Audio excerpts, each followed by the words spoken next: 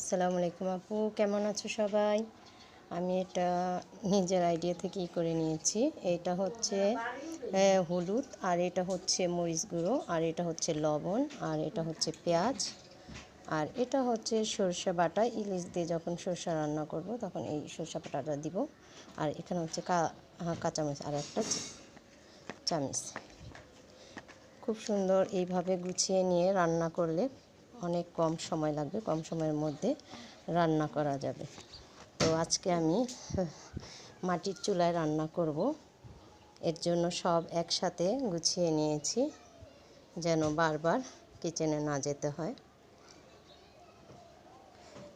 তো আইডিয়াটা কেমন হয়েছে ভালো লাগলে সবাই কমেন্ট করে জানাবে, এবং অবশ্যই আমার চ্যানেলটি সাবস্ক্রাইব করে দিবে।